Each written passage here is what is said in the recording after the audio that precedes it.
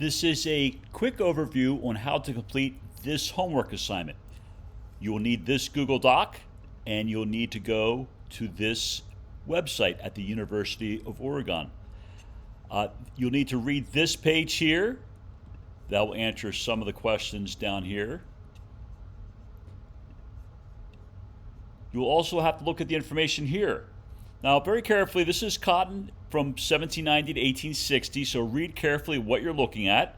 There's hardly any cotton at all in 1790. And you have information down here. Now, this map will give you more information for each decade up to 1860. You want to click here. You don't want to do this because if you don't get it exactly right, it won't change it.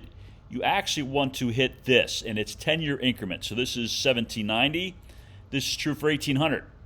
And then the information down here has changed. You'll need to read that. This is true for 1810.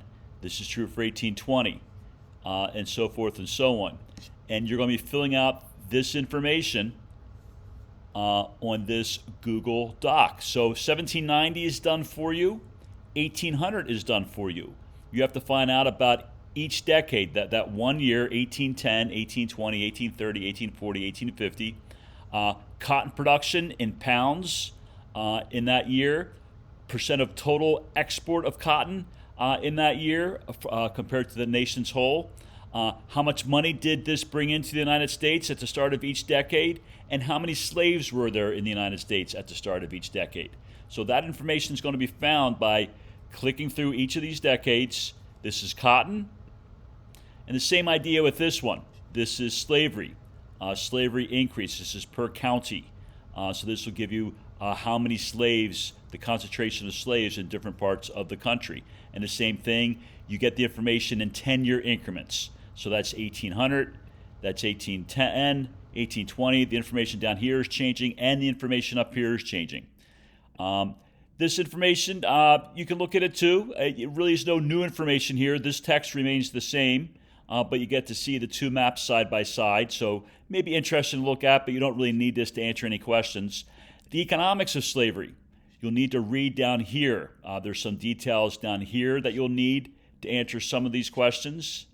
And same thing, you'll just see what you read already, but it's kind of more dramatic on how important cotton growth is in the United States and for the American economy.